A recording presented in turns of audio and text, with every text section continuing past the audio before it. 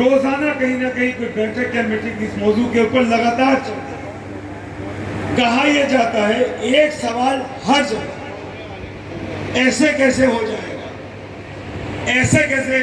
مسجد کے اندر صاحب نماز سے روک لیں گے. ہماری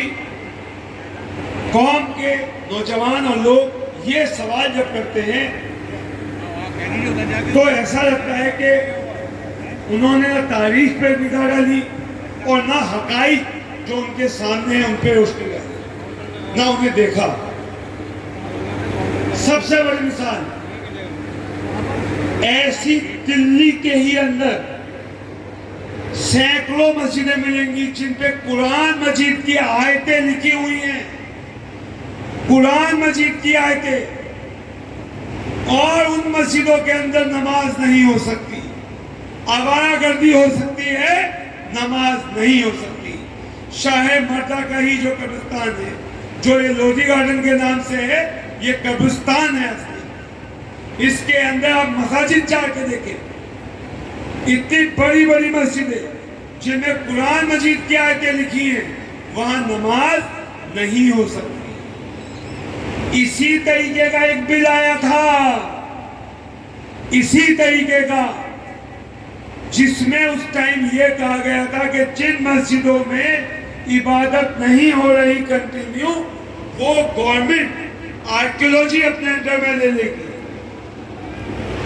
اور پھر جبکہ اس بل میں یہ تھا کہ اس کا نیچر چینج نہیں ہوگا، تو مطلب جو مسجد تھی وہ مسجد رہنی تھی، اس میں عبادت ہونی تھی، مگر اس کو اس طریقے سے انٹرپریٹ کیا گیا کہ آج تک آپ کھڑکی مسجد جا کے دیکھیے، 100 گنبدوں کی مسجد ہے، 500 کروڑ روپے میں بنائی نہیں جا سکتی آج کی ڈیٹ میں. اس کے پلرز جا کے دیکھیں، آپ بیگم پور مسجد دیکھیں، آپ لودھی گارڈن کی مسجد دیکھیں، سب جگہ پوری پوری قرآن کی آیتیں لکھی ہوئی ہیں. ایسی ایسی مسجدیں، تاریخی مسجدیں، جن کے نہ مسجد ہونے پہ شک ہے، جن کے نہ ریونیو ریکارڈز میں کوئی ڈاؤٹ ہے، جن کے نہ آنرشپ میں کوئی ڈسپیوٹ ہے، ان جگہوں پہ ایک بل لا کر، ایک قانون لا کر اگر نماز بند کرائی جا سکتی ہے، تو آج کی ڈیٹ میں یہ کہنا کہ حضور ایسا کیسے ہو جائے گا. تو جب ایک قانون پاس ہو جائے گا پارلیمنٹ سے، تو پھر جو کانسٹیٹیوشن کے خلاف ہے، تو پھر جو دشمن ہے، جو اس دیش کی یکجہتی کے دشمن ہے، جو اس دیش کی ترقی کے دشمن ہے، جو اس دیش کو ترقی کرتے ہوئے نہیں دیکھنا چاہتے، ان لوگوں کے ہاتھ میں لگام آ جائے. مومنین نماز کے لیے جائیں گے، وہ کہیں گے گورنمنٹ لائیں گے، یہ دیکھیے وقف کا بل آ گیا ہے، یہ پارلیمنٹ سے پاس ہوا ہے. ہر جگہ ان لوگوں کو شرط پسند جو عناصر ہیں ان کو موقع ملے گا. تو لہذا یہ کہنا، یہ سوچنا، یہ غلط فہمی میں رہنا کہ ایسے کیسے ہو جائے گا، ایسے کیسے ہماری مسجدوں میں عبادت سے روک لیا جائے گا، تو ایسا ہوا ہے اور آپ سب لوگوں کے سامنے ایسی ثبوت موجود ہے. تو لہذا ہم لوگ ہاتھ پہ ہاتھ رکھ کے نہیں بیٹھ سکتے. ہمیں کانسٹیٹیوشن، آئین نے کچھ رائٹس دیے، کچھ حق دیے، کچھ طریقے بتائے، جن طریقوں سے کانسٹیٹیوشن طریقے سے within 4 corners of law ہم اپنی بات، اپنا احتجاج، اپنی اس بل کے خلاف مخالفت کر سکتے ہیں. تو آپ سب لوگ جو یہاں موجود ہیں، وہ لوگ اپنی ذمہ داری سمجھتے ہوئے آئینی طریقے سے اس بل کے خلاف لوگوں میں بیداری پیدا کریں، جو ایک بہت اہم ضرورت ہے جس کی آج کے وقت ہمارے نوجوانوں میں، ہماری دور دراز کی بستیوں میں، ہماری ایسی جگہیں جہاں پر ابھی تک لوگوں کو اس بل کے متعلق معلوم ہی نہیں ہے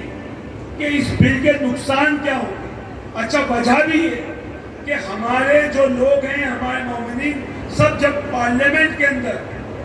ہمارے منسٹرز کو بولتے ہوئے دیکھتے ہیں، جو पार्लियामेंट के पटल से बोलते हैं कि ये बिल औकाफ की बेहतरी के लिए, तो लोगों को ये ऐसा लगता है कि शायद ये डेवलपमेंट के लिए, रीडेवलपमेंट के लिए, betterment of the Waqf lands के लिए कोई बिल आया। जबकि हमारा कल्बे जवाब साहब ने यहाँ से चैलेंज किया था कि 44 की 44 अमेंडमेंट में से अगर कोई एक अमेंडमेंट भी ऐसी दिखा दें कि जिससे वक्फ का तहफ्फुज़ होता हो,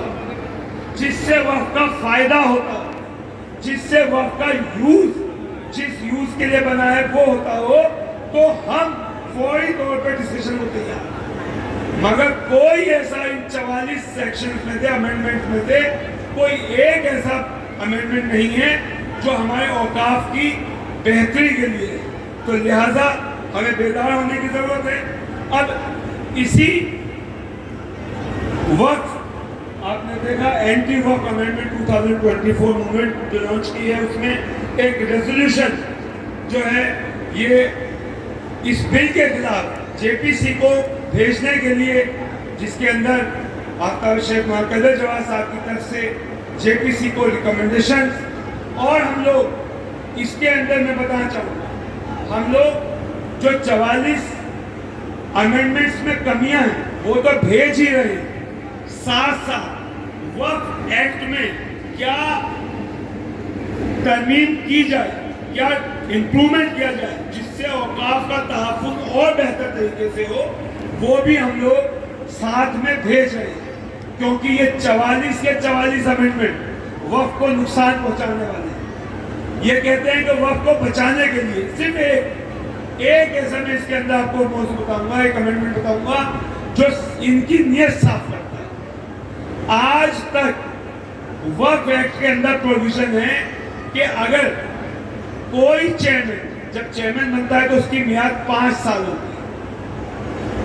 कोई भी वक्फ का चेयरमैन 5 साल के लिए अपॉइंट होता है सरकार के जरिए। अगर कोई चेयरमैन बेईमानी कर रहा है, अगर कोई चेयरमैन वक्फ जायदाद खोट-फूट कर रहा है, तो 7 मेंबर जो अगर मान लीजिए बोर्ड में है, तो 2/3 मेजोरिटी कभी भी चेयरमैन को रिमूव कर सकती है, चेयरमैन को उसकी पोस्ट से हटा सकती है। इस बिल के अंदर, इस अमेंडमेंट के अंदर बाकायदा इसको हटाया गया है। अब मेंबर्स के पास पावर नहीं है, मतलब 2 मेंबर नॉन मुस्लिम आ सकते हैं,